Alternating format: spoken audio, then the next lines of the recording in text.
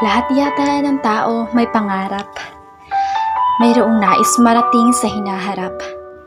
Araw-araw tayo bumabangon sa umaga, magtrabaho, mag-aral, mangraket para may pang-extra.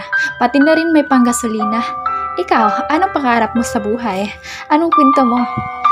Kwentahan mo naman ako. By the way, ako nga pala si Syra.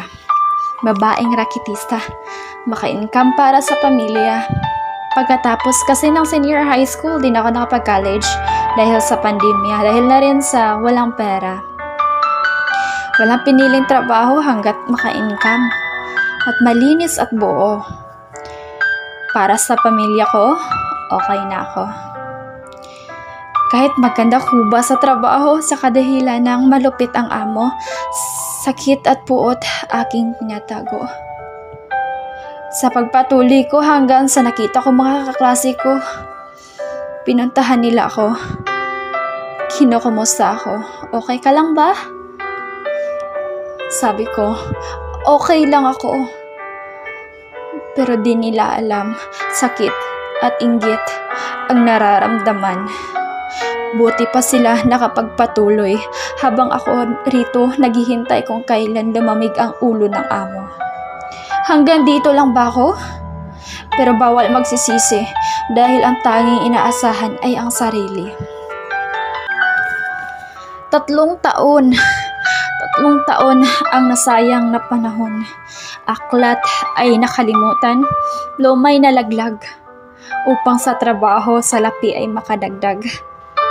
At sa kasamaang palad, sakit ang dumagdag. Kaya nawalan ako ng trabaho, nawalan ng pag-asa. Di ko alam kung saan ako mag-umpisa.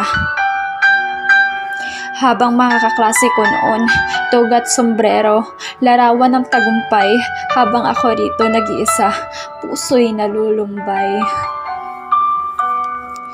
Sa dilim ng gabi, sa liwanag ng araw, si God ay palaging nariyan. Siya ang aking ilaw. Sa bawat pagsubok, sa bawat luha, inggit at habdi, ang kanyang pag-ibig, siyang nagbibigay lakas lagi.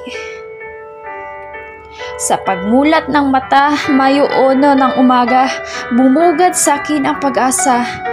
May trabahong naghihintay at ito'y kayang-kaya. Hindi ko inaasahan na magkaroon ng among respetadong masaya't kasama. Ipinagmalaki ko sila, sina Lovely at Joseph Liana.